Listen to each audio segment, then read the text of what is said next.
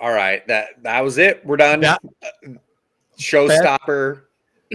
Best intro video ever. Just Yeah. call the pod. We're done. Yeah, I don't know how we go on. I think after Christmas, we can't use that anymore. Restream pulls it. I think we quit the pod. We're done. Yep. Fuck 'em. Well, I don't know how we follow that. It's all downhill from here. I'm glad the first 30 seconds were cool, but welcome to the Pulse of the Heartland podcast. This is our normal Monday pod. We'll hit a couple different topics here, hit all the NFL games, check out that action as well.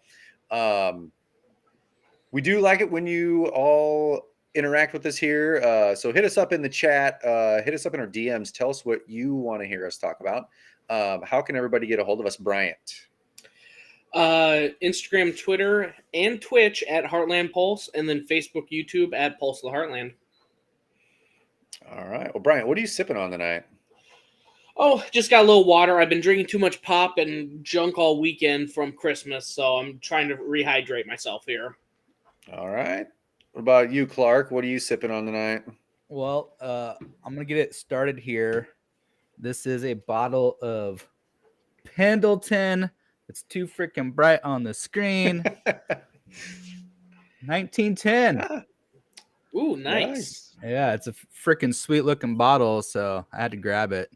It's the rye whiskey. It's been aged for 12 years. Wow. How is it? It's delicious.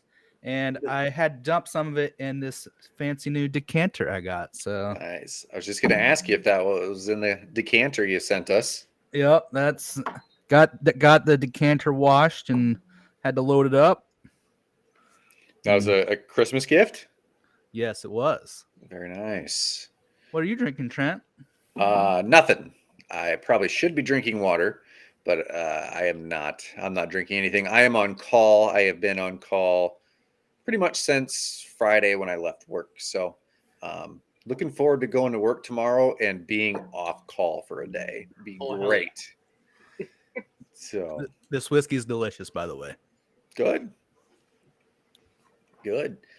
What'd you all do for Christmas, boys?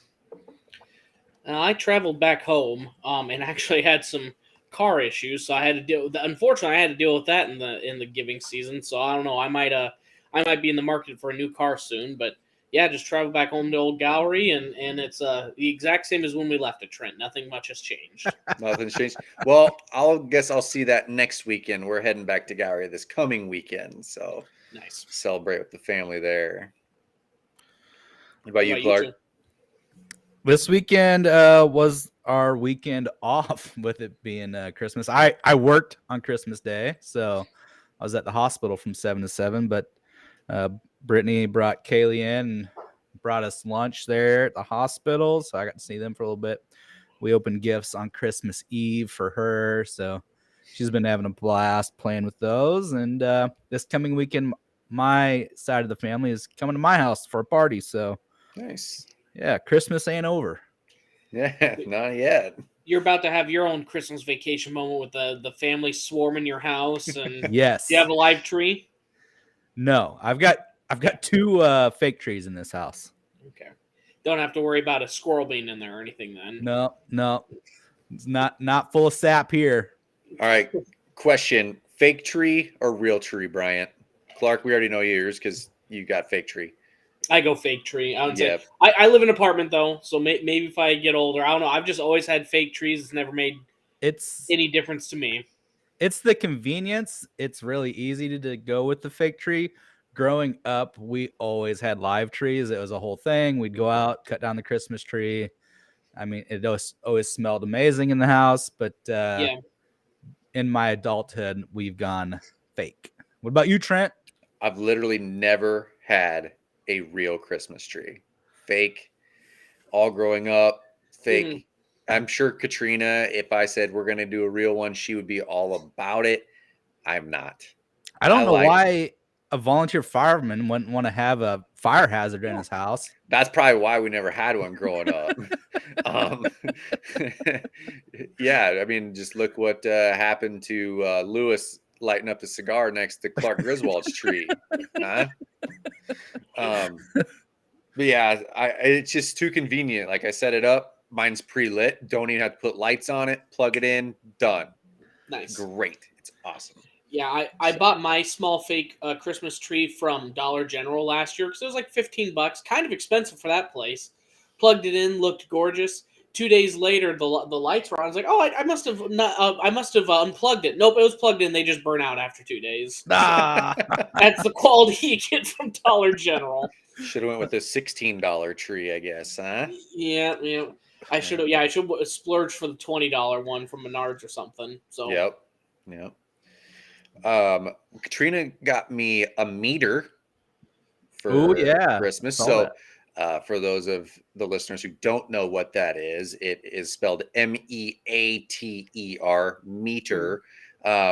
It's a probe for smoking meats. So temperature probe, wireless. I just download an app on my phone.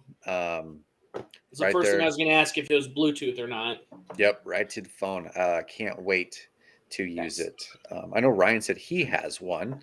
Can't you just put in like what temp you're waiting for, and it'll like send you notifications, and you can like look at your meat and see how it's cooking? And Yeah, I think so. Yeah, and it'll let you know when you're to temp. So can't wait to try that out. Looks like next weekend I guess I'll be back in Iowa. Maybe the weekend after I'll have to do a long cook, try it out. Well, what's the temp up there? That's the only reason why I haven't been cooking for the last couple weeks. It's been taking 8 hours to do a loin.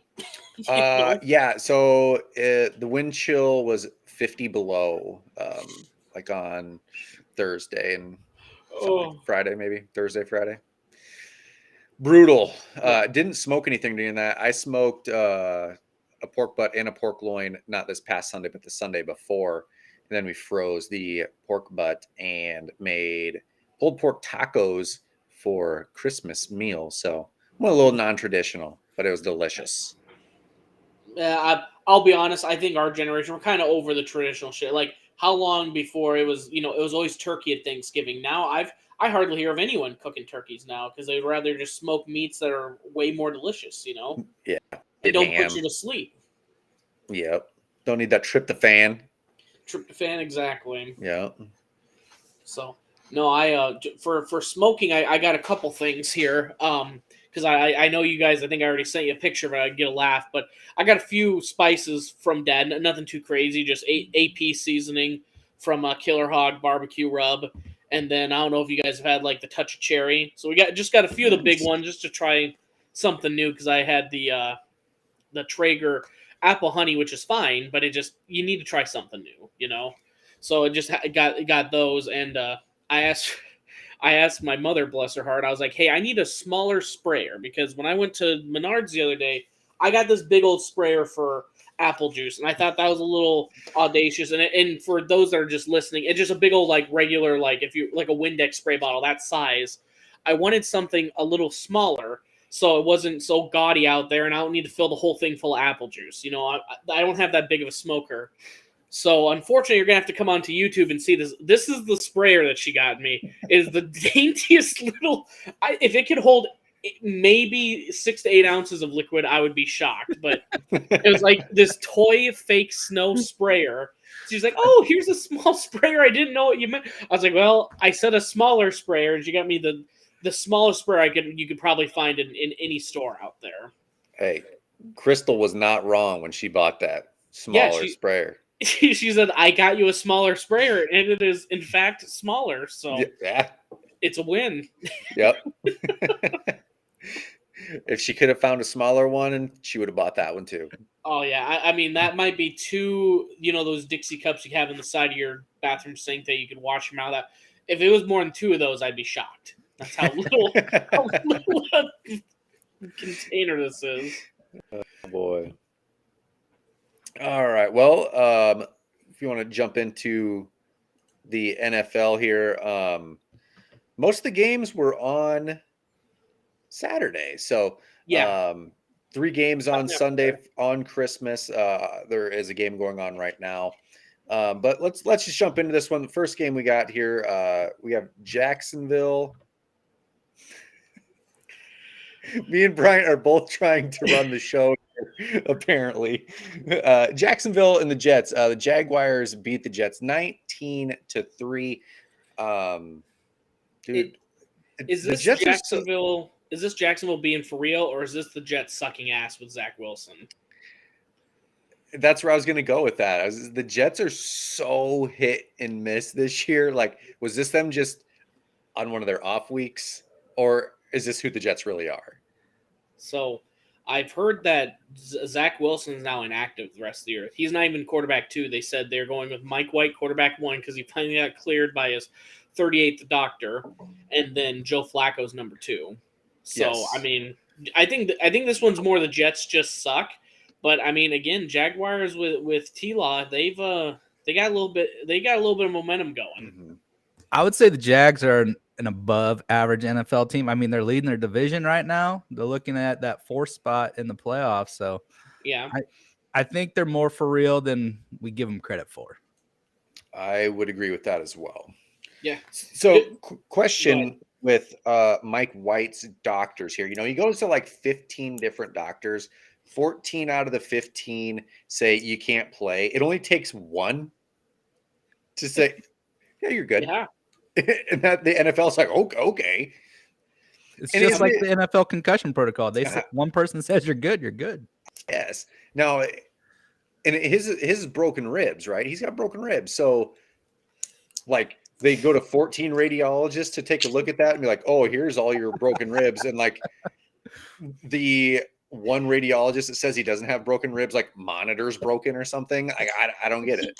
There's a smudge on that X-ray. They just go, yeah, it looks good. Sure, fuck it. He's actually, Clark and I will get this, but he's actually looking at a film and not on a monitor. You ever seen that episode of The Simpsons where Homer has a crayon in his brain, but they never find it because for 30 years, I've just had my thumb over the crayon every single time. That's what they did. They just put his thumb over the break and his rib goes, everything else looks good. Yeah, they put again, Clark and I will understand this. All the radiology friends who listen here, they give him the metal sticker to put on his ribs where to look, and they put it on the other side. Yeah. So the radiologist is looking over here and it looks fine. Looks You great. know what? I don't need to be a radiologist to understand that Mike White wanted to play so badly. I bet you lied which side it was, and they did that. Yep. Probably. Yeah, I don't know. It's just crazy to me that they can go to all those doctors and none of them will clear him, and they just find one guy that will clear him, and the NFL's cool. Yeah. We'll see how good he is whenever he takes a shot in the ribs. Yeah, once he gets folded in half again, we'll see.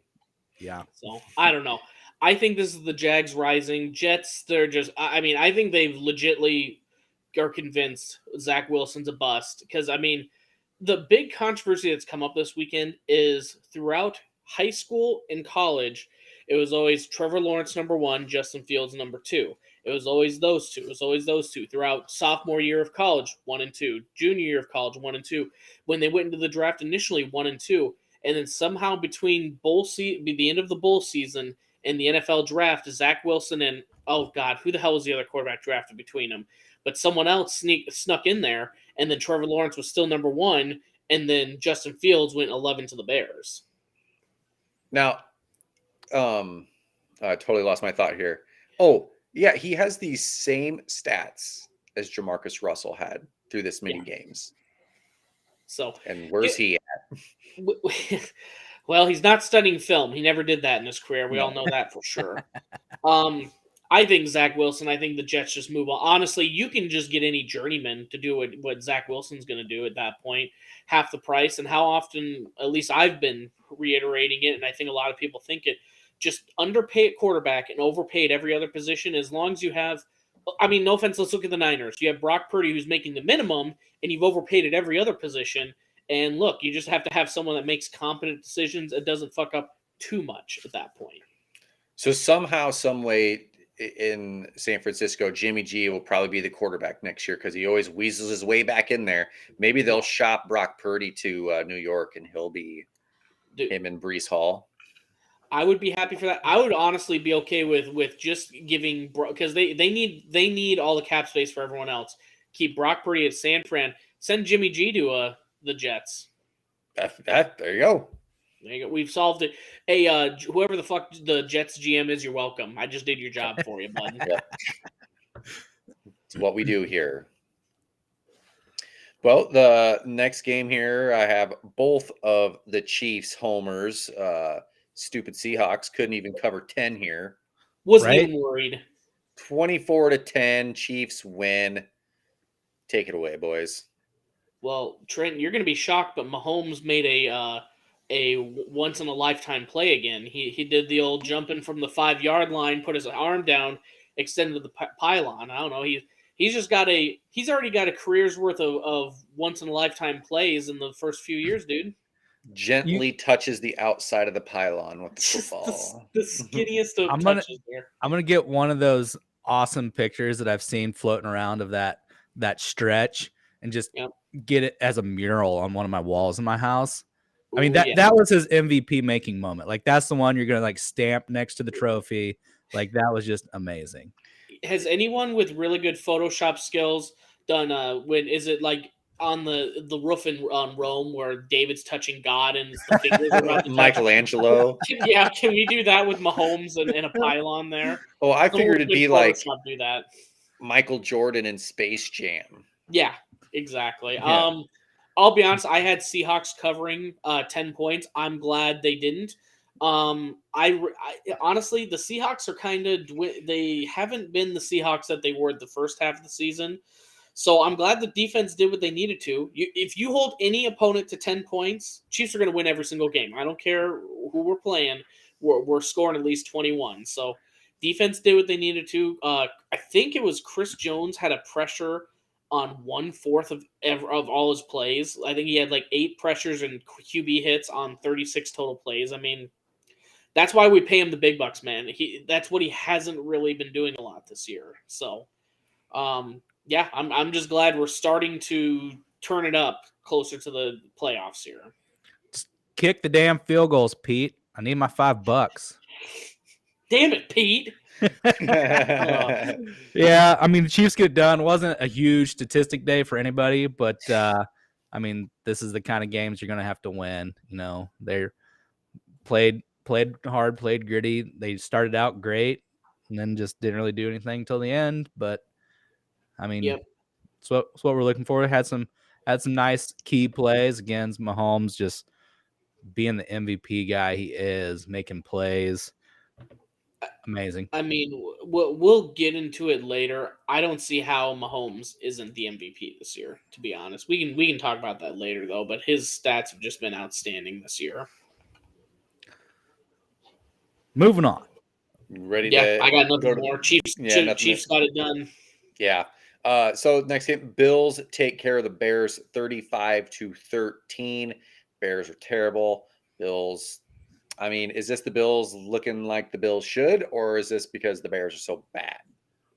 Was this the coldest game of the day on Saturday? I think it might have been. Was it 5 below or something like that in Chicago? Yeah, I don't know what the wind chill was, but yeah, really cold day in the league, especially up there in the old Windy City. It's cold football, man. I mean, the Bills. So Bills this played great. doesn't have anything to do with this game, but the Bears going forward. I was listening to a different podcast today, and people were saying that they should shut down Justin Fields. And then I just read on Twitter that they're not shutting down Justin Fields. They should shut him down and lose the last 2 games, because if the Texans win one more game, the Bears will have the number 1 pick if they lose out and the Texans win one. Ooh. So the Bears could Alright. have the number 1 pick. I mean, look at long term.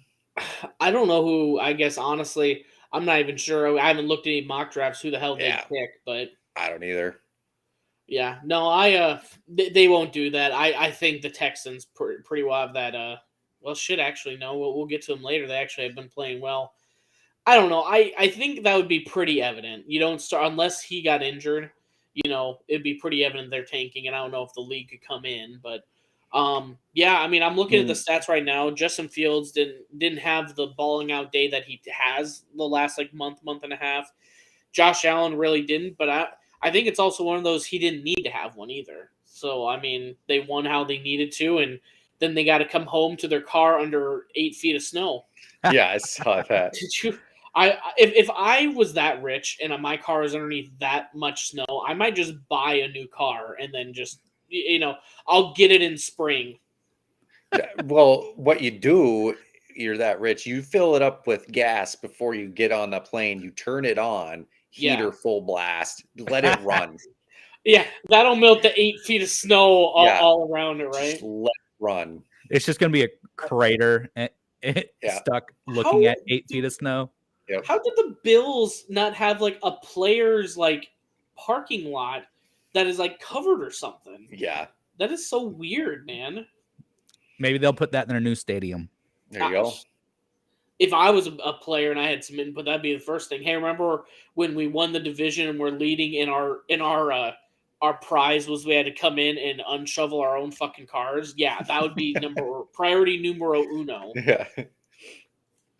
Yeah, I follow AJ Klein on Instagram, and he had some videos of like a big, just front end loader scooping down the street in front of his house in Buffalo because he's back playing out there. Jesus. Man. So no, I would say Bills are as healthy as ever, playing how they need to. Should be a good game this upcoming week. Yep. Next up, we do have the Saints. They took care of the Browns 17-10. Didn't see this one coming. I thought the Browns officially out of the playoffs now too. The Browns start Deshaun Watson and immediately get worse. Yep. Who would have thunk? Should have stayed with Brissett. Who would have thunk? You take a guy who hasn't played an NFL snap in 700 days, throw him in there, and he doesn't do good. I mean, what their ex-QB that they traded away just won an MVP award, while the other one still has 27 counts of sexual assault against him, and they're not in the playoffs. So what the fuck did they gain here other than now they have to pay this other guy $250 million? Yes. And, you know, I've said this before on this podcast, probably multiple times. Baker Mayfield took them from being the laughingstock of the NFL for decades to making the playoffs.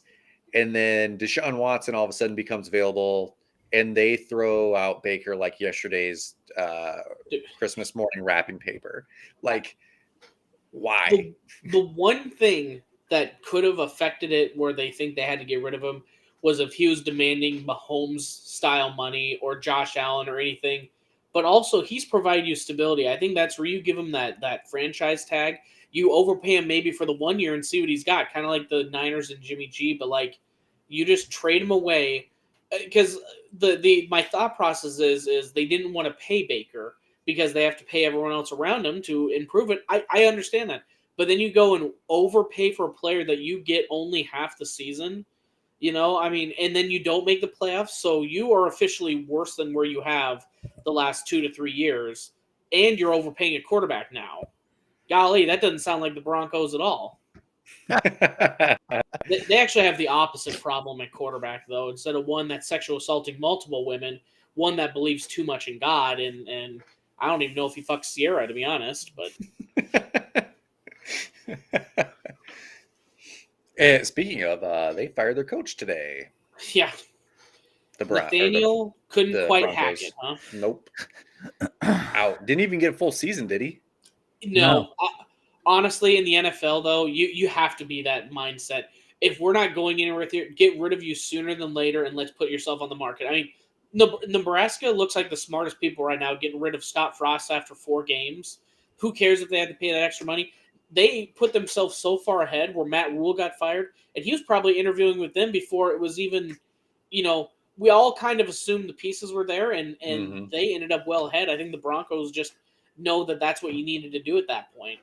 Yep. How quick are we going to find out if Hackett or Russell were the issue there in Denver next season? I mean, if he doesn't improve, I mean, honestly, I will give Russ the benefit of the doubt. It's easy to shit on him, but like when Nathaniel Hackett multiple weeks into the season has to hire basically a decision-making coach, that's terrible. I mean, it's.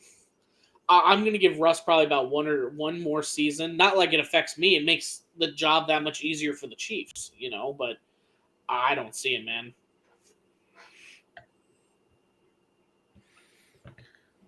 So the next game we have here, Giants at Minnesota Vikings, the game that everybody wanted to see. Vikings win 27-24. Shocking. Another one-score game that the Vikings won. That's their 11th one-score win of the season. And what's the record in those games? 11-0. Exactly. There you go. So that was the most ever in a season. In the NFL is 11 one-score I'm sorry, wins. most wins, because they had those others that were like 10-2 and 10-3. So you're the only most wins. Yeah. Yes. But again, the Vikings kicked a 61-yard field goal as time expired to win. The Vikings got up by 8, and the Giants went down and scored in under a minute, I believe. Yep. And got that 2-point conversion to tie it up. And I sent it in the group text. What does prevent defense do? What does it do, guys? You want to say it, or do you want me to? It prevents you from winning. Thank you. That's all the prevent defense does. They probably could have won it without that field goal. Just play your defense. I hate prevent defense. Kirk Cousins had another good day. Justin Jefferson obviously had another good day. Speaking of MVP, there are people saying that Justin Jefferson is creeping up the MVP odds right now. Mm-hmm. For Ryan's sake, I hope he does. I went to the casino last summer and put a bet in for Ryan. I think it was $20 to win like $1,500 for Justin Jefferson to win the MVP. So, yeah, but it's quarterback award. We all know that. So yeah, exactly. It's like the Heisman. Why isn't a defensive player won it? Well, because they're not the glamorous ones. They're the ones that are putting in a shit ton more work, But like, there's a couple examples. If Ndamukong Suh couldn't win the Heisman, no defensive player is going to win the Heisman unless they're for a flashy brand and a flashy position. I mean, Charles Woodson, cornerback, with that returned as well. So you have that. But if Cooper Kupp couldn't win the MVP last year and he had the triple crown in all the wide receiver categories, I think Justin Jefferson gets the all-time record, and that might be the difference in him getting second or third. But I legitimately, who has been more of an MVP this year? Patrick Mahomes. Let's admit it's Patrick Mahomes on our team versus Justin Jefferson. There should really be no one else in the conversation after Gardner Minshew damn near beats the Cowboys this weekend. It shows it's kind of a system, and Jalen Hurts has benefited from that. Yeah, I think it comes down to those two. Yep. The Vikings had what they called their whiteout game. I loved those white jerseys. If they would have went white helmets with the purple horn on the side, that would have been sweet. But they went, regular purple helmets. But yeah, I love the all whites. Do they have a that's white what helmet? I thought it was going to be all white everything. No, yeah. I don't know if they've ever wore white helmets. I'm kind of curious if they have an alternate helmet, because I think the NFL is just allowing that this year, where they could wear an alternate helmet for the first time ever. That's why like the Bengals had the all whites. Those look black, sweet, man. Yeah. And they had like the all white Vikings logo in the middle. The end zones were white. It looked cool. It's just something different. I didn't know if they'd worn a different helmet that was like black or something. So maybe they used it up on that. But I don't know. I don't think so. Because I think we saw that with the Jets. They went from the green to the they had an all black helmet, I think, this week. I do like those all black Jets helmets with the green face mask. Pretty sweet. Yep. So if you're the Giants, because we'll probably keep talking Vikings as well. If you're the Giants, are you concerned with a lot of these? I mean, because I think they've had a decent. They're 8-6-1. I don't think they're losing by a lot, though. I think it's a lot of these. They're kind of anti-Vikings. They're losing all their one possession games. They are the opposite of the Vikings. They have lost almost all their one possession games. I don't know. You just don't hear their best players, Saquon Barkley. Hasn't done a whole lot lately. He started out strong. I think he was healthy at the beginning of the year, was white, and he's just got dinged up like he has his whole career, and kind of fell off. I feel like a lot of that has to do with their lack in passing offense. Like they're not as big of a threat to go down the field through the air. So teams are able to put a little more pressure in the box and kind of limit Saquon's explosiveness. I mean, you can get him out on some screens or something like that, but still, you can kind of focus on Saquon. You need to add a little bit more explosiveness on that offense to win those kinds of games. They've also had a very tough stretch, but they haven't looked good in the stretch. They went 1-4-1 in the last 6 weeks, but their losses are to Lions that's kind of resurging, Cowboys that's solid, 2 games versus the Commanders, which they're always going to put up a fight, a loss to the Eagles, and now a loss to the Vikings. All of them are Commanders are technically a playoff team right now, I believe. Yeah. Let me pull it up again. So I mean, you know, they've lost 5 of the 6 have been playoff teams, but it's like you're not looking good versus the playoff teams either. So they're small and a little fraudulent right now. So you could argue that that's probably the toughest 6-game stretch out of any team in the NFL. That's tough. I would have to say so. Yep. All right. One last thing. Go ahead. If I hear anybody just bashing Vikings kickers, I'm going to bring up the fact that he booted a 61 game winner for you assholes just to hate on him next week. So, Trent, also, because you were a Cyclone fan last year on the other end of a 60-yard game winner, doesn't it feel good to be on the team that kicks those and gets them? Yeah, feels good. Finally. Oh. Being on the losing side, it's one thing to be like, say yesterday, a Vikings fan, say if you'd have missed that. It's one thing to miss that game still tied. It's another thing to be an Iowa State fan last year and have that made against you, 63 yards. Yeah. So sorry, Giants fans. Felt great. Yeah, and if you're a Giants fan, I think it's just one of those rough stretch and you just get, man, fucking, so, you know, everything's going against us, but you got 2 weeks to get it right. One versus the Eagles, one versus the Colts, which I think the Colts game is going to be a get-right game. Mm-hmm. Jesus, Colts are awful. They just did another interception. All right. So, Bengals 22, Patriots 18. God, I don't think I saw any of this game. So we went to church on Christmas Eve, and then we went to walk-ons to enjoy some lunch and a plethora of football that was on. Had the Chiefs game on. I could see the Vikings game. I could see the Bengals game. They were up big early. I don't know if it was 22-0, but they got up quick. So they did the opposite of what they did last week. Yeah. So I got to ask, what is walk-ons?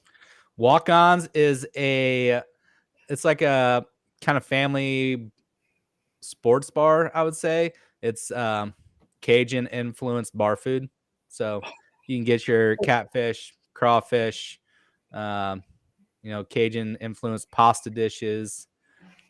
You have my attention. Drew Brees is part owner in walk-ons. And they have the best TV setup of all. Like you cannot see like an above window area of wall because it's all covered in TVs and it's well done. I don't see any cords. The cord management that whoever put in the work, beautiful work. I applaud. Yeah. That's amazing. Where's this place at now?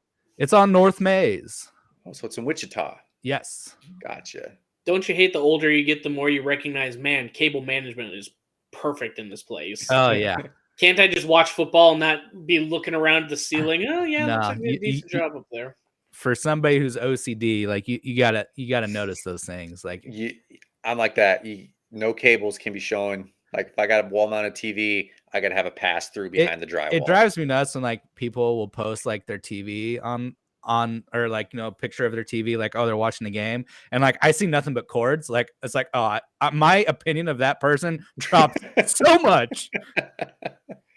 Yeah, like when we did our basement in Newton, I bought this pretty sweet pass-through on Amazon that had electrical and everything hooked up, no wires. It's not hard. It's not hard. It isn't. Yeah. And it's like maybe $20-$30 to get that thing. Like, yeah. Come on. If I can do it, anybody can do it. Hide those wires, please. Yes. You know what? It's funny because you've already changed to the next game. The only play I saw on the Bengals Patriots game wasn't Joe Burrow balling out, which it looks like he had like 375 and 3 touchdowns. He threw a Was few the Mac picks. Jones dirty hit? Mac Jones dirty hit, or somebody Yeah. hit Mac So Jones dirty? no, like he threw an interception or some shit, and the cornerback had already run into him, and he was running along the sidelines and saw Eli Apple coming behind, and he immediately stopped and tried to drop and hit him in his knees. Oh, so Mac Jones was the dirty Yeah. player here. Ooh. Yeah, not the player that intercepted. He was just trying to be dirty and hit. Like, and so all these compilations of Mac Jones dirty hits are starting to come up. There's already been like 4 where it's like him intentionally, like he kicked someone in the dick in the Bears game last year, like going at people's knees. I mean, like he's the Grayson Allen of the NFL right now. That's how you get ahead whenever you come from Bama. Yeah, I guess. Yeah, we've seen all those Jalen Hurts punching people in the dick plays, you know. So Yeah, so Joey B, I did pull the game stats. He went 40 for 52, 375, Yeah. 3 touchdowns, 2 picks. They were up 22-0 at the half, and then gave up 18 straight. So, well, that sounds good for Chiefs fans because if we can get behind by 22 points, we know that offense can outscore. Just are we going to be able to stop the Bengals? It's good that I can see that they can give up a bunch of points and not do anything in the second half. So, but I hear also why Saban got Caden Proctor. Joey's going to hate this. It's because he said, "I'm going to teach you how to slide into people's knees and have dirty plays to make it to the NFL." So, that's why I chose him over Iowa. Hey, Joey can't be mad about that. He ain't gonna learn dirty plays at Iowa, right? Is that what you're saying? No, their playbook is about 6 whole plays. It's on one sheet. And I'd go to Iowa then. Easy to memorize. Don't have to think about it. Power left and power right are 2 of those plays. So yeah. There's Power a tight end left, pop right, in there. Fullback dive. Yep. Oh, shit. And punt. That's it. That's the playbook. Yeah. All right. Well, Lions and Panthers. I did not see this coming. Lions have been scoring. I did. Oh, I picked the wrong side. I knew one of them was going to go hot and the other one suck ass. And I picked the Lions, but fucking, I mean, Panthers, are they legit now with Darnold? I had this game flipped in my head. I figured the Lions would put up 30 plus and that the Panthers would be in the 20s. But yeah, dude, Donta Foreman had himself a day. Sam Darnold is just rolling right now. Yeah. Well, I mean, what's up with the Panthers? I think are they still alive? They're still alive. Yes. Yeah. They can still win their division. Ooh, baby. So I didn't catch any plays on this game, but this was my fault. Like I said, the Lions were playing hot, and I was riding the Lions until they died. And then when I saw the score, I go, Bryant, you bet on the Lions with the playoffs on the line to actually play well. You're a fucking idiot. So I mean, that's on me. I admit it. Yeah, I think I had the Lions in this one too, just because they've been hot. They've been scoring a ton of points. And like you said, if you'd have said 37-23, I would have had it flipped just because the Lions have been scoring like crazy. Panthers have been, so didn't see that one coming. I'm just trying to look it up. Lions are 7-8 right now. I want to see who they have the last 2 weeks here. I got it pulled up, Bryant. They play the Bears this coming weekend, and then the Packers for Week 18. Never mind. They ain't making it. We said it last week. We know the Packers are on their hot streak now. This is how they always do it.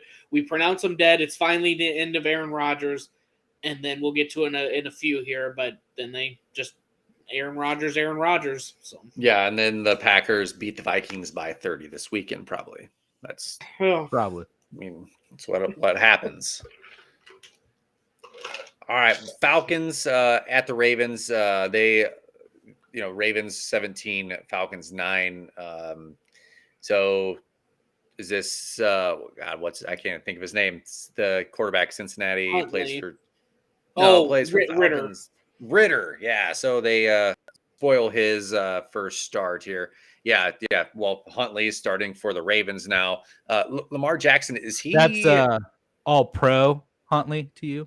All pro. Okay, well. Fourth alternate, NBD. Yeah. How is he a Pro Bowler alternate? Like Lamar? Okay, why isn't he? He's been balling out, man. Okay, whatever. I think Yeah. is he just ahead of Lamar or is he just behind Lamar? He's I right think- behind Lamar. Behind Lamar's him, yeah. third So alternate. Lamar's 3 and Huntley's 4. Yeah. Yeah. This is Is stupid. Lamar? Is he coming back this season before the playoffs? I don't know. Are they even? They haven't ruled him out.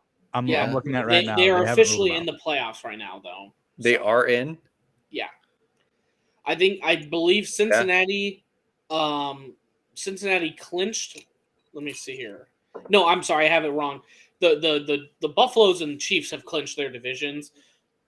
Bengals are ahead right now, but the Yeah. Ravens can come back and still win the division technically. But they're both. So yeah, the Bengals and the Ravens have both clinched. Correct. Ravens have clinched playoff berth. Like Yes, they're making the Yeah, playoffs. both playoffs. Correct. Right. But that division's still up for grabs. So if the playoffs, let's say the playoffs started today, wild card weekend, it would be the Ravens and the Jags. More on that to come. Yes. That's I don't know. I'd like to see that. Jags are getting hot and I think they could beat the Ravens. Dude, have the Ravens played a game that scored more than 30 points lately? Like total? yeah. So you're saying I feel like hammer the under I on feel Ravens like games? Every single game the Ravens have won like the past few weeks and they haven't scored more than 20. They're the new official Iowa of the NFL. Just hammer 17-9. unders on the Ravens. They lost last week to the Browns 13-3, 16-14 over the Steelers, 10-9 over the Broncos. Like, Yep. Ride that And under, then- baby. And like Iowa, they have their one fluky 28-27 crazy offensive game. Then before that, 13-3. Oh, okay, then it's actually offense. We're going to stop there to make it look good. So Their win over the Bengals was 19-17. Yep. So their last 6 games, 5 of them have been under 32 points. Yeah. Jesus. Yeah. Oh, damn it. Why'd you point that out? I hope the other two aren't listening so they can find out our winning ways over here. That's right. We did forget to mention that from now on, the last 2 people in the road to 272 are just out of the pod. So that's why it's just us 3 again tonight. Yeah. So, Top 3 only. Yeah. Only- Sorry, Ryan and Joey. Sorry, not We sorry. don't make the rules. We just follow them. Yeah, we also just created the bullshit rule last week too. So Well, I think we did that 2 minutes before I got the Christmas tree rolling here. yeah, there you go. All right, so we got the Texans and the Titans. Titans All are them. garbage. Dookie. Dookie. Dude, Who I keep taking Derrick Henry in fantasy every week, and he keeps letting me down. Well, he had a good had game over this week. 100 and a touchdown. Don't put it all on Yeah. Henry. I mean, Malik Willis is out here throwing less than 100 yards and 2 picks. Come on, man. Yeah, he did have a better week than he has had. I will give him that. Yeah, that was the inevitable that I think legitly everyone saw coming. You play the Cowboys really tough, and you just fall just short. You play the Chiefs really tough, the overtime fall just short.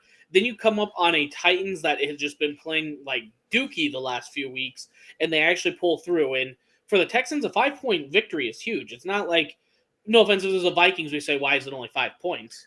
But with the Texans, good on them. Lovie Smith has them playing well somehow.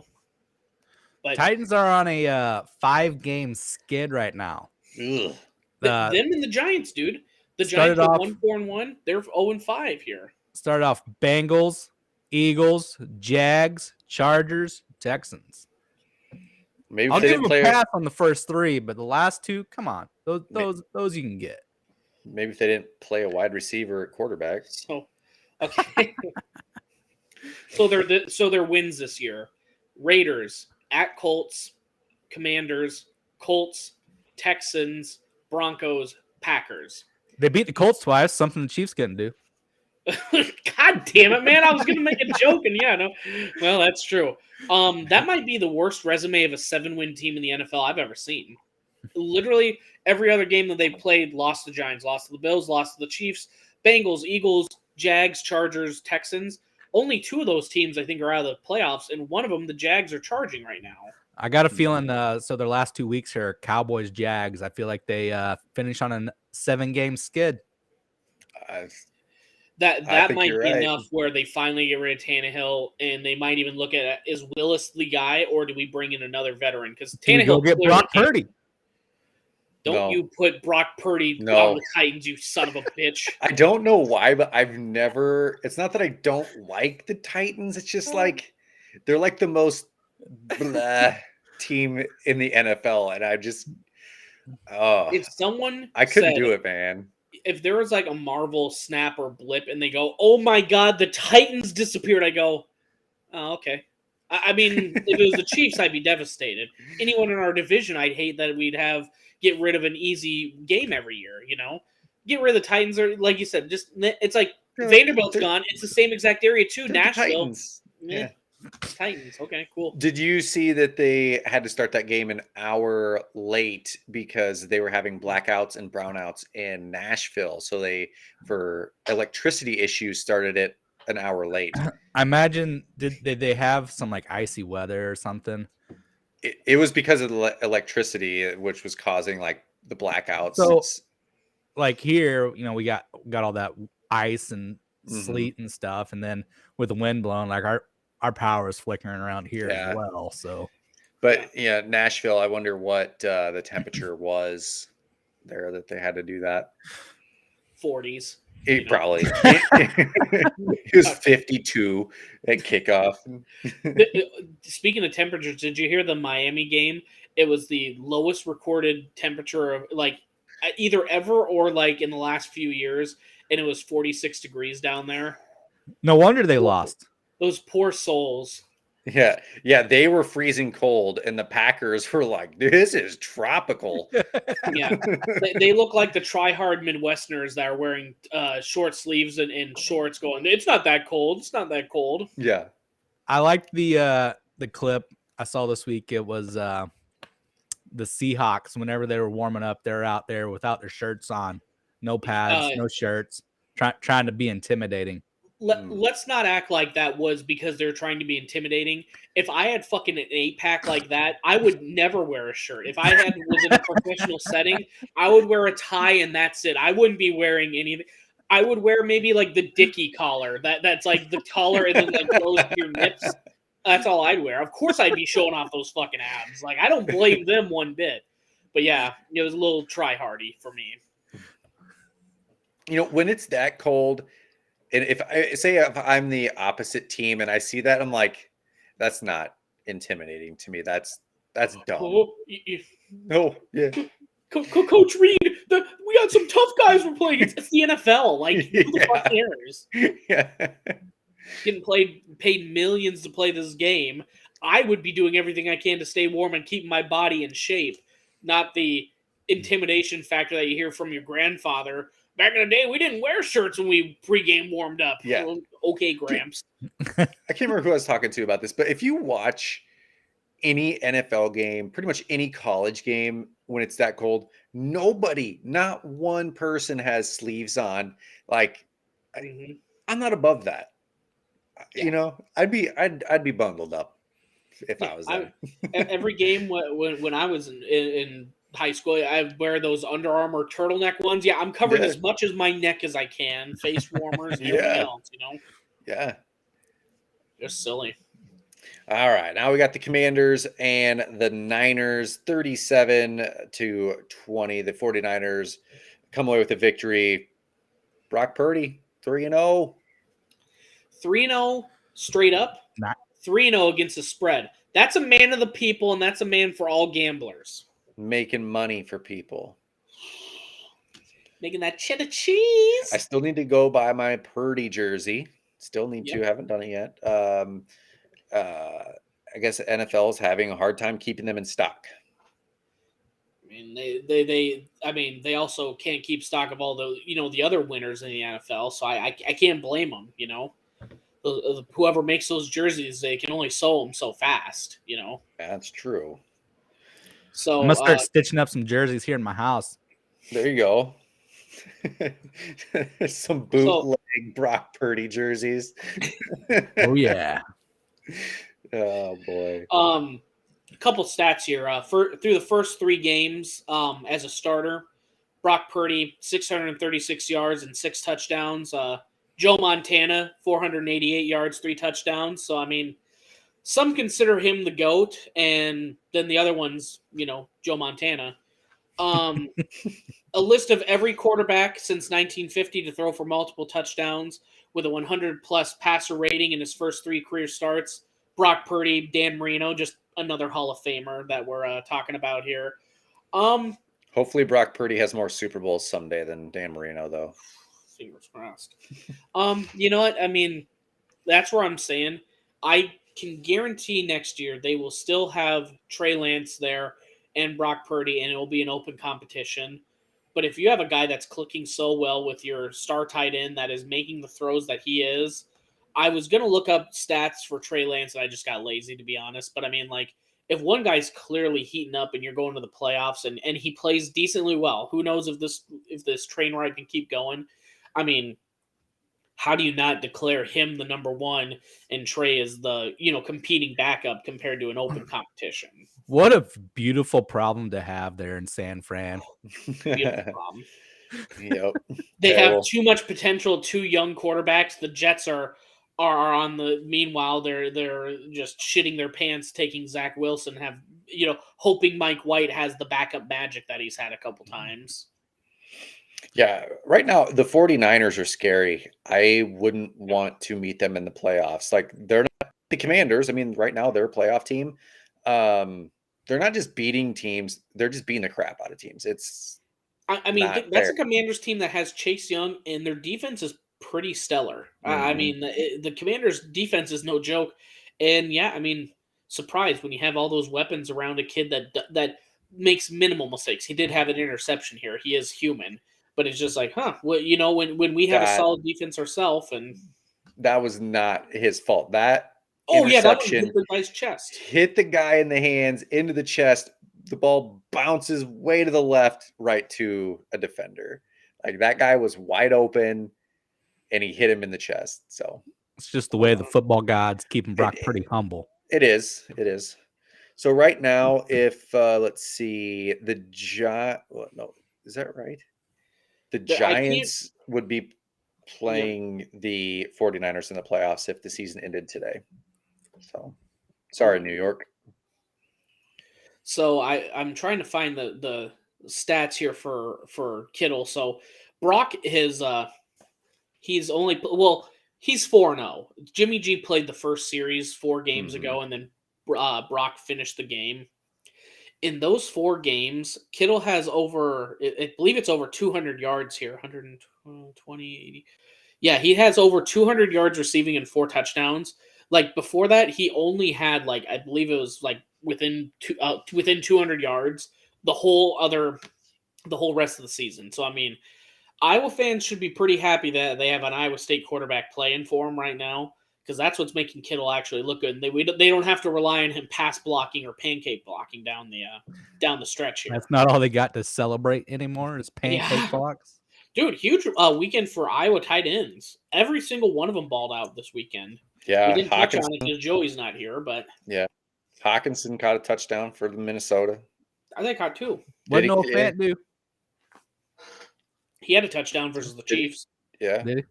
I think they had 5 touchdowns combined because of Brock Purdy's 234 yards, 120 and both touchdowns went to Kittle. So I think they got a little bit of a cool connection there. Don't even need Debo. It's that old Iowa mentality right there. Mm-hmm. You got their Midwestern roots. They're just feeling good over there. Yep. Yep. All No, right. 12 yards and a touchdown. Never mind. Well, he had the touchdown from Seattle. So Yeah. All right, we got the Eagles and the Cowboys. Cowboys come away with the victory here, 40-34. Gardner Minshew, I thought, no way. Eagles are losing with Gardner Minshew. mm-hmm. I like him. I don't know why. But yeah, after the Cowboys had lost the week before, I thought they were going to continue that and lose this game. I thought the Eagles would cover without Jalen Hurts. So Yeah. prove me wrong. I didn't watch too much of this. I think we could all agree. I don't know if you'd want Gardner Minshew as your starter, but having him as a backup is enough where you can go, okay, just get us. I think when Mahomes was out for those 4 weeks, it was Matt Moore, right, Clark? Henny, wasn't it? It was Chad Henne at that point. I couldn't remember during that. But anyway, it was we just need someone competent enough to not completely derail this whole thing. And with Gardner, with him being that borderline starter and he's okay with being in that role, I mean, that makes the Eagles just as deadly. Now, the Cowboys are playing top football as well, where they can score that 40 points. But this is any other team. Eagles come out with a victory right now. Yeah, I mean, for sure. Eagles also had a potential game-winning drive going. They got into the red zone of the Cowboys and just couldn't get it done. So, I mean, this game was almost 41-40. But yeah, I don't know. I think this one is going to be it's going to be fun if they meet in the playoffs. You know, both of these teams, especially with a healthy Jalen Hurts. If I was a Vikings fan, I don't think I'd want to play either of these teams. Well, both of these teams have already kicked our ass. So yeah. I didn't even think of that when I said it. This but yeah. game did help Minnesota because Minnesota still can be the 1 seed. Just needed the Eagles I think you're going to lose. need that. So you better hope. Who do the Eagles have for the last 2 games of the year? Because if that's exactly where the Chiefs are at, and why I think both me and Clark are actively going to be rooting for Joe Burrow and the Bengals this weekend. Is we need hate to say it, but yep. Yeah, we need anything because with the Chiefs, if we're going to make a run, we have to be the number 1 seed, in my opinion. The Eagles have New Orleans Saints this next weekend, and then they wrap it up at home against the Giants. Well, never mind, Trent. I apologize. I don't think the Eagles are giving those ones up. It was a good thought, but hey, you're going to get to see them play Wild Card Weekend. Yeah. I won't have to. You're going to come down for Cubby's banquet. You'll get to watch them. I should. Hell yeah. Yeah. So I don't know. I didn't catch too much of this game other than that, but hopefully Hurts is ready for the playoffs. Make it legit. When the Vikings beat them. That's right. So Raiders in the Steelers, Raiders 10, Steelers 13. Watched a little bit of this game. They had the big Franco Harris celebration before the game. It was the 50th anniversary of the Immaculate Reception here. And unfortunately, he passed away on Friday, something like that. So they were celebrating him. They retired his number. I believe, did they just say he's only the 3rd player in Steelers history to have their number retired by them? That's pretty cool. It's that's not many. So I think Mean Joe Green and Terry Bradshaw. Yeah, Terry Bradshaw. You're right. Yeah, and Franco. So I apologize for anyone that listened to my picks on 272 because I was going bold. I hit the Texans one pretty well. And then the stupidest bet of the weekend is I believed in the Las Vegas Raiders. Every single fucking week I say the Raiders are going to Raider. They suck ass. And then I started feeling myself with these bold picks. I go, nothing bolder than picking these Raiders to pull out a victory. Then the Franco Harris shit happened. And then the other thing that happened is they're still the Raiders. So, I mean, I don't think anyone didn't see this one coming. The Raiders just, I don't know what they need to do to compete. Josh Jacobs was pretty frustrated in his postseason or a post-game interview, talking about, I'm basically been giving it my all for 4 years, and we're not seeing any difference in the game results.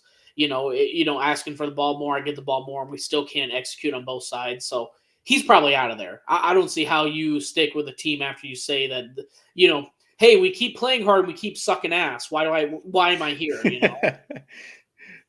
Yeah, I didn't see any of that, but yeah, it was very brief. I'm probably reading to it more, but I mean, honestly, how often, like we've talked with the Chiefs, with the Chris Jones and Tyrann Mathieu, when they were losing last year, everything started coming out. But when you start winning, a lot of that stuff gets buried because who cares? We're all winning. Mm-hmm. Clearly not being buried with the Raiders right now. No. Do you listen to any of the Iowa Everywhere podcast, Bryant? That I do not. So there's a bunch of these podcasts. It's just Iowans, like, Chris Williams is on it, Chris Hassel's on it, Yep. Jared Stansberry, you know what I'm talking about. But so there's a podcast called Two Guys Named Chris. It's Chris Williams and Chris Hassel.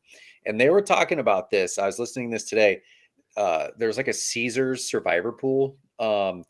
And one guy had the Raiders winning this. And if the Raiders would have won, he would have won the whole Caesars survivor pool.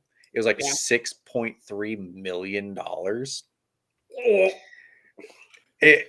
So all or nothing. So if the Raiders would have won, 6.3 million, Raiders lose, he's out of the pool. Nothing. I think I hate the Raiders. That man will just spite them the rest of his life. Yep. Terrible. Jesus, man. Tough luck. But see, and also if it's a typical survivor pool, you get rid okay, I'm going to pick the easy one this week. Chiefs are going to win, Yep. He had to have been down to the Raiders, the Texans, he had to have been down to that. Yep. All right, moving along. We're getting to the Christmas Day games now. Yeah. Packers 26, Dolphins 20. Tua, another concussion? Yeah, dude, he had to have. Everyone's been analyzing it, and it was the same exact hit of, I wouldn't even say it was whipping around. They had him by his legs, and they were kind of turning, so his body got flipped around where he was going to land on his back, and his head just got whipped again into the ground. And people did, found the stats where I think he was, whatever it was, he only had 3 incomplete passes, a touchdown, 122 yards. And then after that, he was 50%, I think it was 6 for 13 for 70 yards and 3 interceptions. So, I mean, it's got to be clearly a concussion at that point. I just read on Twitter that he is in concussion protocol. He is, yes. And all 3 of those picks were in the fourth quarter, right? Yeah.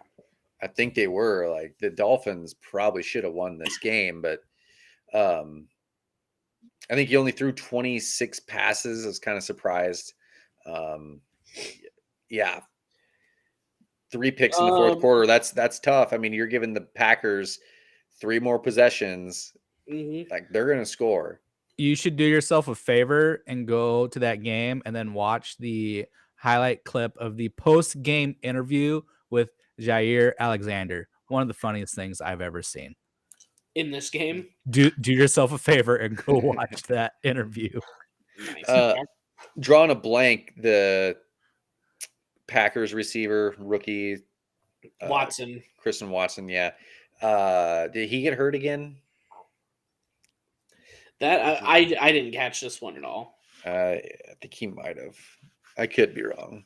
Alan Lazard counting all the players laying on the ground that he blocked.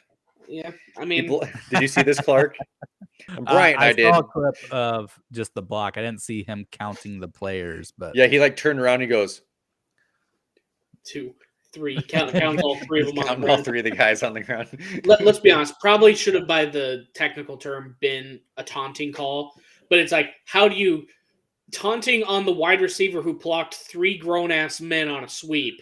It was too cool. I mean, sorry, So no, he's legitimately been one of the better down the field blocking wide receivers as well. He's even talked about it from time to time, and just happens that the cameras catch it and then stay in and catch that moment. So yep.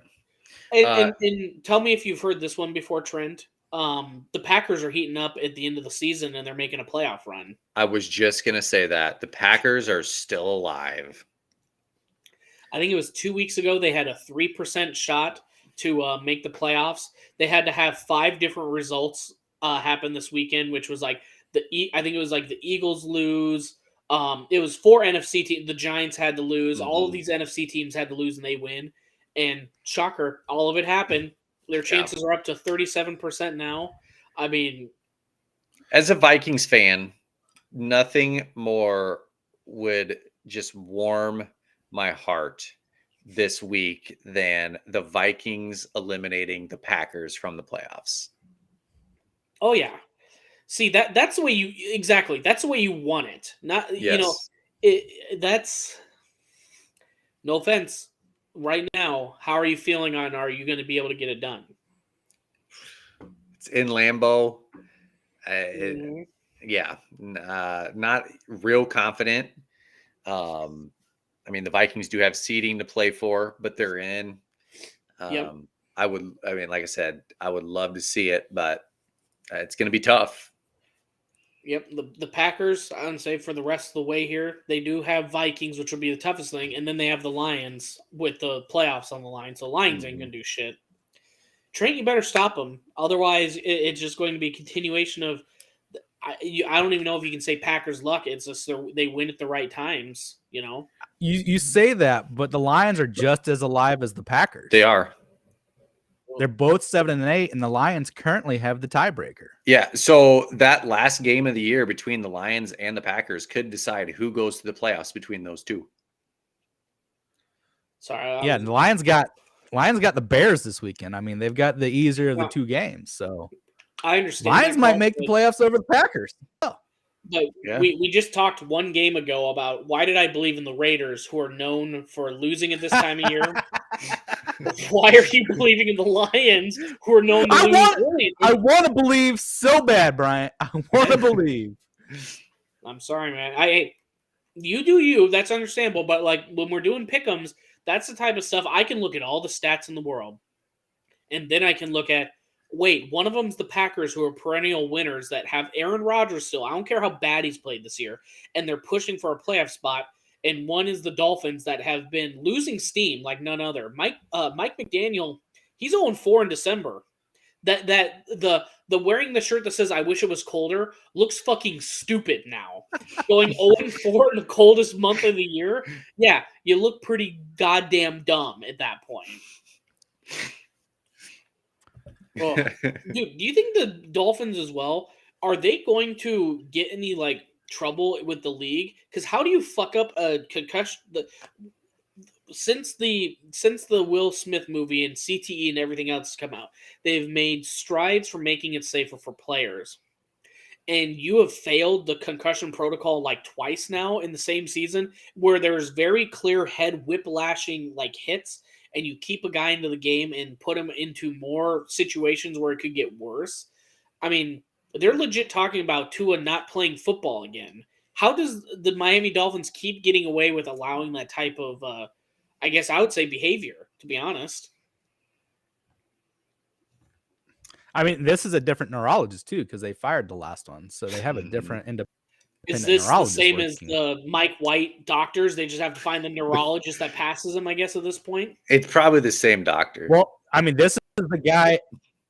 This is the guy on site making the decision in that game. So they have a different doctor there. It's not like he saw 3 different doctors and one of them said, "Yeah, he's good," while the other 2 were like, "No." So, like this is just one. Question. Now, is this guy? I don't know if he's employed with the Dolphins, but he's affiliated with them, correct? The independent neurologists are hired 50-50 between the NFL and the team. So why don't they, if they, again, we're fixing the NFL. Mm-hmm. Why don't they have a doctor at every game, a neurologist at every game who has no affiliation with either team? It's going to be somebody from the area, obviously, because that's who you're going to get. But say they're just affiliated with the NFL, and that's the doctor for this game. No affiliation. They make the choice. You're talking about an organization who won't even hire their own referees to call these games. Yeah, that's true. That is true. Yeah. Real quick, Dolphins might be some of the biggest frauds in the NFL, because all year we've been talking about they got Waddle, they got Tyreek, they got Tua, they got an innovative offense. How do you stop them? I mean, I'm looking at their schedule this year, guys. They have a 13-point win Patriots, 4-point Ravens, 2-point Bills, and both of those, I believe, were comeback wins. Then they have 3 straight losses to Bengals, Jets, Vikings. And then who have they won? They beat the Steelers, Lions, Bears, Browns, Texans, and then 4 straight losses to Niners playoff team, Chargers playoff team, Bills playoff team, Packers pushing for playoff team. I mean, we were hyping them up all year. They might have the worst 8-win record here, When dude. you're one of the shittiest teams there is last year, you get the easier schedule this year. That's how it works. I know, and they're. I mean, kudos to them. They beat the Bills. Chiefs didn't. Kudos to them. They beat the Ravens. You know, they played 2 tough teams, but that was early in the year too. I guess you Yeah. could say early in the year when there's less injuries and you're playing a full strength with Lamar Jackson Ravens. But it's And you're just playing like, in temperatures above 50. yeah, I mean, but it's like a 4-point win versus the Ravens and a 2-point for Bills. I mean, I don't see anything that's really impressing me, even if the Dolphins do make it into the playoffs, man. They might be candy ass. I don't know. Yeah, I mean, I wouldn't really want to play them again. They do have that explosive capability with Tyreek Hill and Waddle, but I mean, what are you going to get with them? You never know. Well, Teddy Bridgewater's a covering machine, so I'm still gonna. Let's see, they play the Patriots next week at Patriots. Mac Jones sucks ass. I'll probably still bet him, but I mean, I wouldn't care if the Chiefs play him in the playoffs. It's because Teddy's the man. Teddy against the spread Bridgewater is what I'll call him. Yep. All right, now we got the Broncos and the Rams. Close game here, 51-14. Rams win. Broncos Nation, let's cry. I definitely picked the Broncos defense in Cubby's fantasy this weekend because I thought the Rams were dead. How many points did you get from them? 3. 3 points from a defense. I don't know. Like they must have had 1 turnover. That's the only way I could have got. Yeah, that is true. Wow. So yeah, Baker comes in. I mean, Stafford's out. Keep Baker for next year. Sorry, Rams. Do you still have the toilets versus touchdowns going, Bryant? He's tied at 12-12. Ooh. Oh no! Yeah, I'll see if I can find that picture real quick. But yeah, he finally did catch it this week, and you know what? I am officially done betting with my AFC West teams. This is the only other pick where I had Broncos covering 2.5, because surely you can beat Baker can't cover a spread Mayfield in any games on his second team on the year. They're on their 4th quarterback of the year without, Cooper Kupp, and then they just shit the bed. That's on me believing in Russ Wilson, but God, you can. No shit. They got rid of their quarterback or their head coach at this point, dude. They are just a garbage organization, trash. Why'd I bet on them, Trent? Can you please tell me why? I think you should keep doing that. The guy in first place thinks the guy in second place should keep doing that. Russ Wilson was having an argument on the sideline, and he was holding a football in front of his mouth so that people couldn't lip read what he was saying to his linemen. It's like, why do you care about the visuals of what you could be saying that's positive or negative when on that scoreboard you're down by 5 fucking touchdowns? That should be what's embarrassing you, not what your PR team might catch if you say don't say the F word. Who the fuck cares, man? God, he's so cringe and he's so terrible, and I hate piling on, but then he does this shit and he loses me $5, and now I'm angry about it, My favorite clip I saw this weekend was actually a slight towards Russell Wilson. It was Richard Sherman got a present, and he opened it on camera, and he's sitting next to Whitworth. So somebody gave it to him. He opens up this box, and it's a little doll of Russell Wilson. It says, "Squeeze me," and he squeezes it, and it's the Broncos country. Let's ride. Like he couldn't hold it. Like he had to run away, like laughing. Like it was hilarious. So, and here's another thing I'll plant in your mind here for Wednesday night podcast, Bryant. Who is it? Was it the coach or was it Russ Wilson? So, I mean, maybe you should bet the Broncos to cover. They got rid of their coach. They've burnt me enough. I was like the 1 week I believed in the Vikings. Then I switched immediately back to the Giants. I did read that they offered the interim coaching position to the defensive coordinator, and he turned it down. Yeah.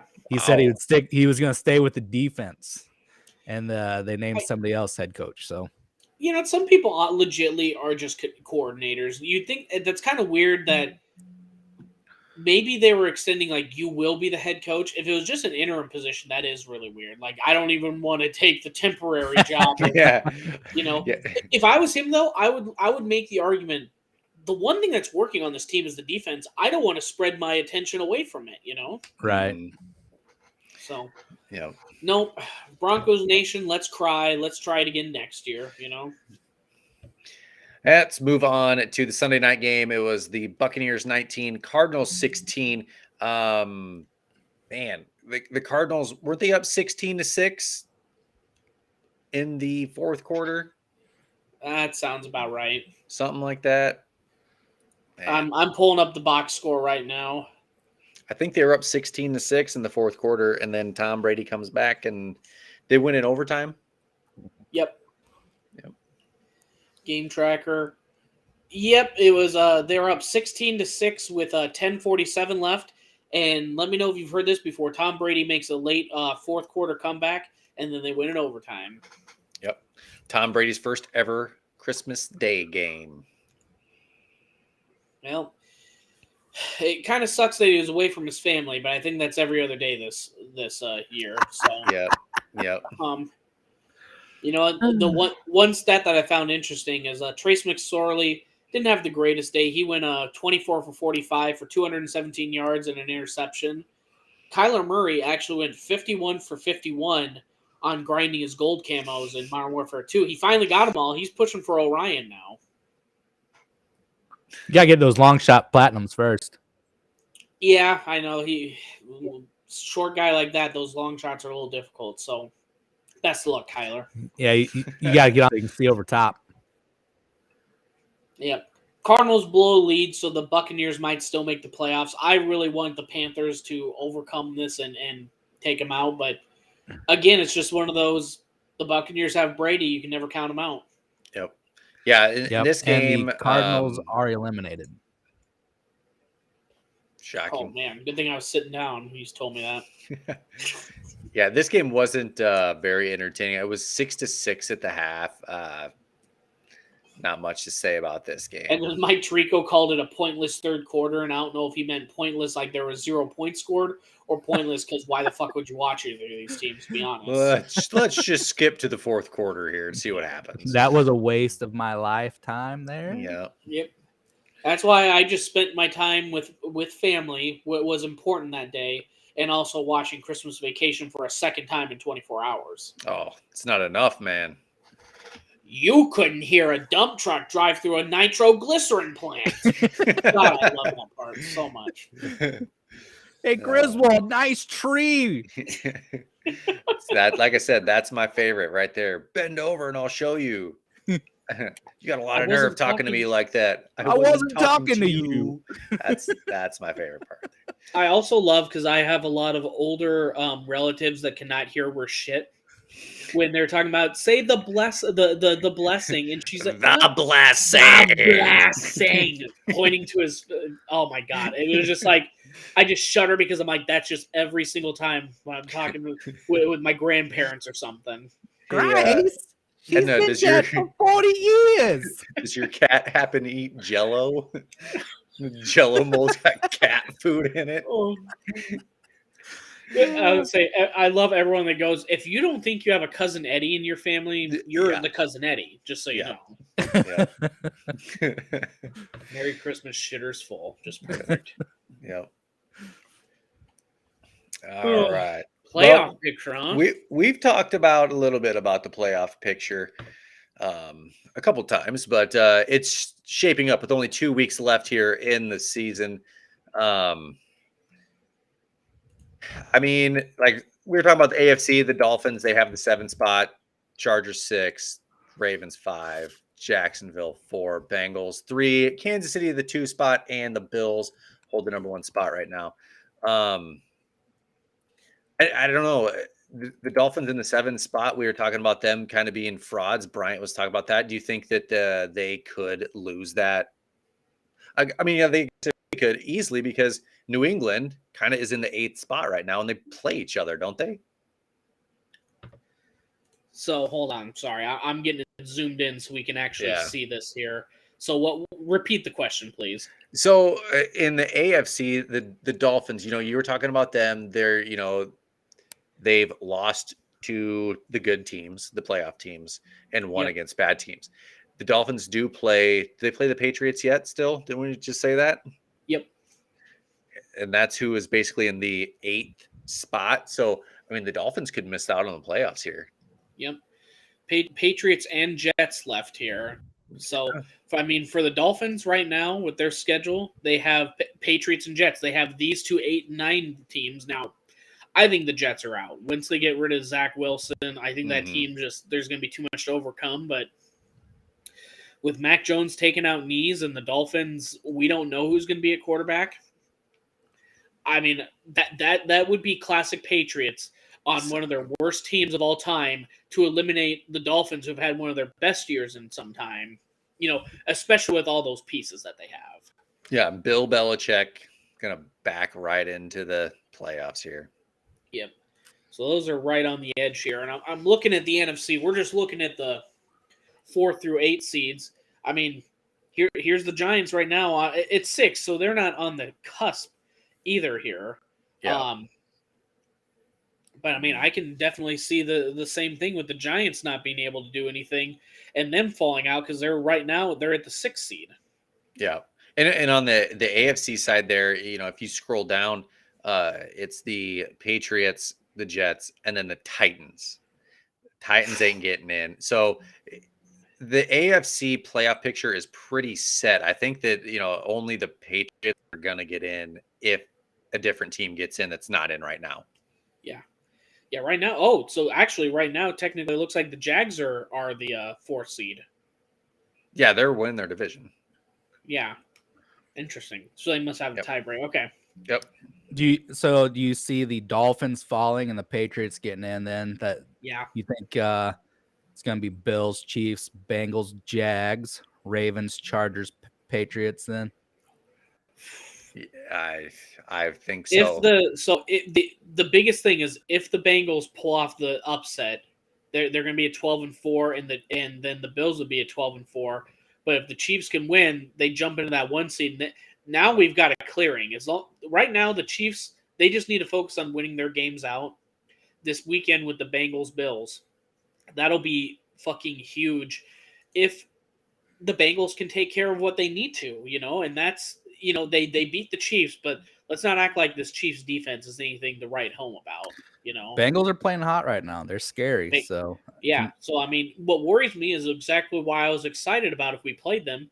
They're up 22-0, and then you go 18-0 in the second half, and you almost lose that game at that point. So yep. I'm probably still going to give the edge to the Bills. I do think Bills will capture that 1 seed, and then Chiefs 2. But let's see. So if it were to be played today, it would be Jags hosting the Ravens, Bengals hosting the Chargers, and then we host the Dolphins or Patriots. I'd take that in a heartbeat. A revenge game versus the Dolphins. That would be the only reason why I'd actively cheer for them to get in. You just hope that it's under like 40 degrees. Exactly. Hopefully it's cold as shit. And then we can talk to Tyreek in person about how he thought Tua was more accurate. The last Chiefs game I went to was the Dolphins versus the Chiefs on Christmas Eve like 5 years ago. Nice. It was awfully cold. It snowed the day before. Let me guess, cold as shit? Yeah. Yeah, it snowed the night before. That was the night. That was on Christmas Eve. So Christmas Eve's Eve was the night that me, Katrina, James, and Jody were the only 4 people in Power and Light District. It was awesome. Every bar was open. We were the only 4 people there. That's fucking awesome. It was sweet. So, let's see, because we've done plenty on the AFC. Let's see, NFC. So Eagles 1, Vikings right now 2. Niners 3, no, I'm sorry. I guess Bucks, Panthers, whoever does that at 4, and then Cowboys 5, Giants 6, Commanders 7. So the whole NFC East is in the playoffs here. Yeah. Do we see any major changes happening here? I mean, Packers or Lions sneaking in. Yeah, one of those That's the two, Saints too, maybe. But like I said, Oh. it would warm my heart if the Vikings ended their playoff hopes this week. After all this talk about how the Seahawks have been playing so good this year, and they're out right now, I thought they were very easily in. Well, they're playing in a same Niners. same league as Brock Purdy. You know, everybody's playing for second place. Yeah, I mean that That 7 seed is the Commanders. Those Commanders have the Cowboys in Week 18, so we'll have to see if the Cowboys are going to take that week off and possibly hand Washington an easy win. The Cowboys might not have anything to play for that week. Yeah, they've got that division pretty well under wraps if the Eagles keep rolling anyways. But then again, even if they play their backup, Cooper Rush, I mean, he won a few games this year. So I don't know. I think they're all pretty well set. In my opinion, do the Dolphins fall out and Patriots come in, and then do the Packers slip in? I think that's pretty much the biggest noise that can happen at this point. Yeah, I think that's it too, right in the NFC there. So I know we're switching gears over here to MVP. Do we have the list of who we all had at the beginning of the year for the MVP votes? I had Mahomes. You had Mahomes. I had Josh Allen. I had Burrow, I think. Trent, you had Burrow. Ryan had Justin Jefferson. Or did he have Kirk Cousins? He put money on both of those. Yeah, Ryan has money on Kirk.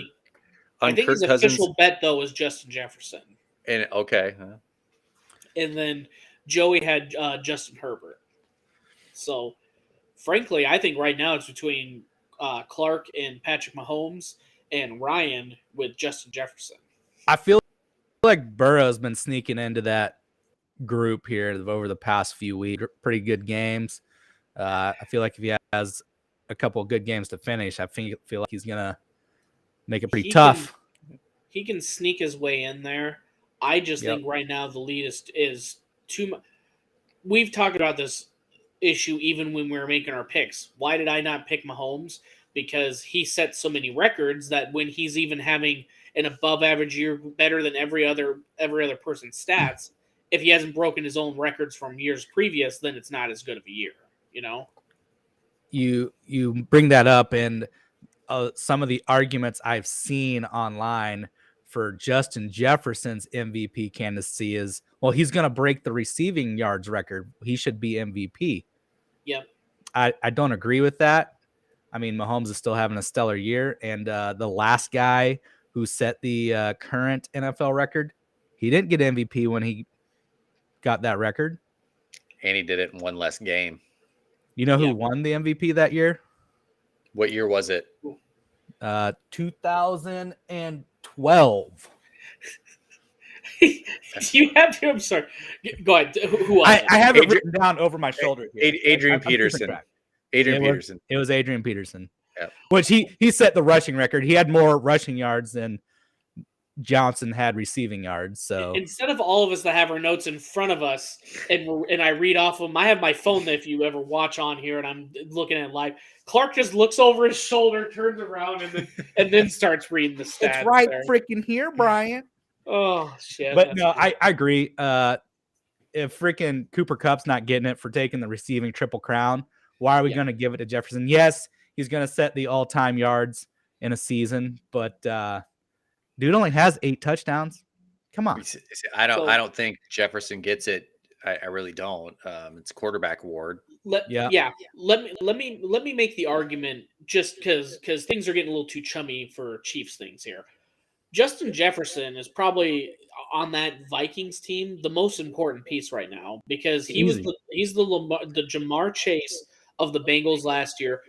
The meme of fuck it, he's out there somewhere. That's Justin Jefferson every time. How many drives have we seen have gotten continued oh, it's 3rd and 18. Let's have him do a fucking double reverse or a screen, and every single time it's Justin Jefferson that's lifting that offense. Now, Kirk is the one that's making the throws, and it's a very good relationship between those two.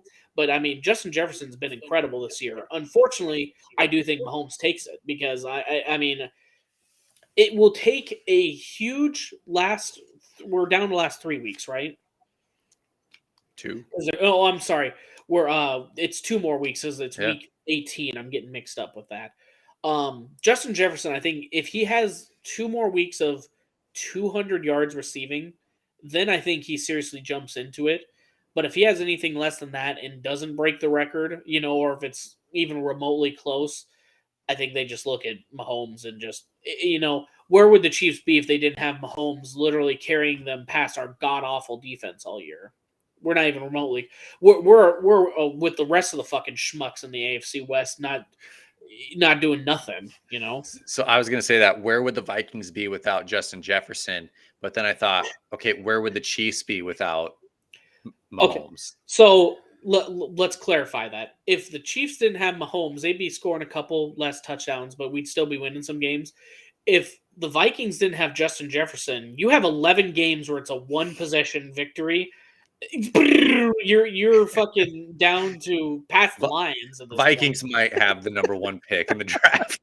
Yeah. So that would be my argument for Justin Jefferson. You have 11 1-possession victories, and how many of them did Justin Jefferson have a touchdown? I will look that up real quick, actually. Yeah, so Vikings could have that number 1 pick too. So along these lines with Jefferson, I don't feel like Kirk Cousins is getting enough respect in the MVP discussions. I feel like, I mean, he's the guy leading those drives. Yes, he's throwing it downfield and finding Jefferson. Jefferson's making some amazing catches. Probably one of the best catches of the season. Some will argue. Strong hands. Beautiful. But, I mean, give some credit to Kirk Cousins. Old Cole's Kirk. Dude's making it happen. He's got more passing yards right now than Josh Allen does. Yeah, no, I agree with that statement as well. Where, Justin Jefferson would probably be still good with a quarterback that's not as solid, but where would he be without Kirk too? Kirk's been pretty solid this year. You finding that stat there, Bryant? Yeah, I'm finding it right now. So Justin Jefferson's really come hot on late in the year. So 5 with touchdowns. Yeah. He went several weeks without one. Yeah. 3. Sorry, right now you'd be 5-3 without him scoring his touchdowns, or your records in those games would be 5-3. 5-3. So, I mean, that's 4. Pretty crazy that one person is so. You without Justin Jefferson's touchdowns, you'd be 5-6 in those games. So be under 500. Yeah, and you started 5-0. He had a very slow start to the season, just touchdowns wise. Yep. Since you played Detroit, where he had that 3-catch, 14-yard performance, he's only had 1 game where he's had, or 2 games where he's had less than 50 yards, and he's just been fucking dominating with the yards that he's putting out there, dude. So he's had 2 games under 50 yards, and he's had that many games over 175. I'm sorry, 4 total games less than 50 yards. Yeah. He's had that many games over 150, probably. Yeah, he's had 4 games over 150. Insane. Just insane. So I think he's got a legit argument, but like we said, it's a quarterback. I agree. I don't think he'll win it. I hope he does. That'd be awesome. I'm also going to look at the spread and the nearest competition in your category. Justin Jefferson's currently got the lead on Tyreek Hill by 134 yards on the season. I'm not pulling up. My computer's being a little slow as far as pulling up touchdowns in that category. I don't think Hill's done much, but as far as touchdowns go, but they both only, I know Jefferson only has 8, so You could make a legit argument that what Tyreek did with multiple quarterbacks thrown to him is just as impressive. Yeah. And then I go back to my Chiefs. Patrick Mahomes has 400 and what is that? 460 yards more than Joe Burrow does, and he's got 3 more touchdowns and 1 less interception. Like, and then you get those highlight plays where he's like underhand tossing it down the side to McKinnon. You got him laying out for the pylon. Like, come on. I legit think it's down to those two. If it's going to be a quarterback, it's got to be Mahomes. No one else, unless you're going to start taking head-to-head competition into this, which is not what you do in a most valuable player award. It's either going to be Mahomes, it's either going to be Justin Jefferson for a wide receiver. I mean, you could legit make it for Kelsey if we're just going to go by position. I don't. Who would be the MVP running back for this year? Josh Jacobs. Yeah, I mean you can make that argument, but Josh on that team, had an amazing year. That record. Yeah, I think it's just down to those two. Unfortunately, not to be anticlimactic. I think everything else is just people wanting to make an argument for a larger market team, and they had no problem when it was fucking Tom Brady and Peyton Manning winning this award every year. They can't be mad now that it's Patrick Mahomes winning this award every year. Yeah. When do they vote for MVP? When does that? I have no clue, to be honest, off the top of my head. Is it wild card weekend? I think it is. I think so. I hope so, because we just complained a couple weeks ago about how the Heisman was voted before the season was even done. I hope they look at the whole season wrap up there. Yeah. We have a final to the Chargers-Colts game. Yes, sir. Chargers 20, Colts 3. Who would have thought that the Colts would be disappointing? Who would have thought? But for the week, just because I tied for the best, so I got to brag about it now.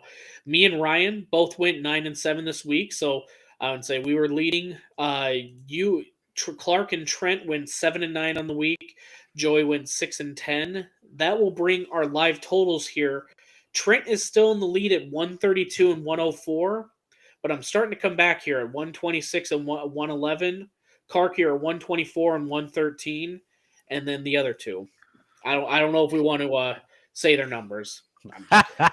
So the MVP, I don't know, last year's, it's at the end, the NFL award, so it's after the Super Bowl. Yep. So it'll be in February. When the MVP is voted? So they must take playoffs, and I guess when it's announced anyway.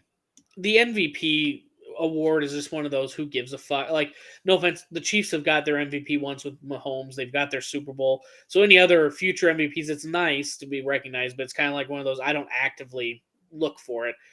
No offense, I know Viking fans are going to be actively looking at the rules and when the MVP voting are going to be for sure for the Justin Jefferson shit. But Chiefs, I think we've just assumed that it should be Mahomes, and if he gets it, great. If not, I'd rather focus on rings at this point.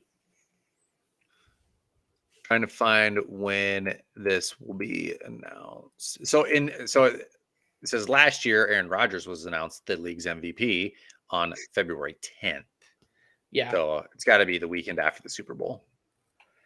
I got you. No. Which sucks because if it was Justin Jefferson, I have to go cash out Ryan's ticket for $1,500, and I will be going out to the Black Hills January 13th. I was like, God, if I could deliver that money, I mean, we could have a hell of a weekend.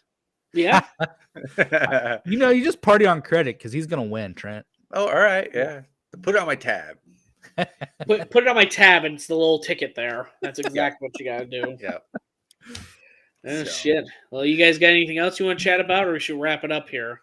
This one went a little longer than I expected. I know. We were going to talk NFL, talk a little Christmas, wrap this thing up in about 40 minutes, and here we are an hour and 40 minutes later still talking. too much shit to wrap up here. I guess. All right. Well, let's wrap this thing up. Just want to thank everybody for following along, hanging out with us tonight. We do appreciate it. Listening on all the major podcast platforms over here the next few days. Slide to the DMs. I know we say that every week, but we do appreciate it. We appreciate everybody who follows along and chats with us while we're doing this live. So keep doing that too. It's fun. Let's see. Clark, hit him with the socials. Bryant did it earlier.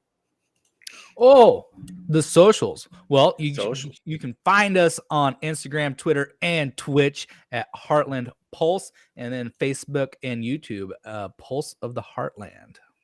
Got it scrolling right there on the bottom for you. So unless you're listening to it on a podcast, then you can't see it. So anyway, tune in Wednesday, 8:30 Central Time. We will be doing the Road to 272. Go over to In the Zone. Look them up on Twitter. Go to the website, start clicking around. You can find our podcast there. You can find Uncle Joe's thoughts. Those are great as well. Ryan had a good piece about golf, what's coming up, golf for 2023. A lot of good stuff over there. If you're a WWE fan, professional wrestling, go check that out. There's a lot of stuff on In the Zone for that as well. A wager a day, go check out Wager a Day. Go put some bets down.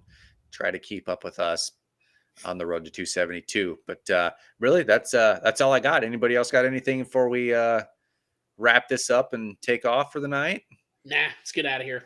All right. See y'all Wednesday. Adios. Appreciate you.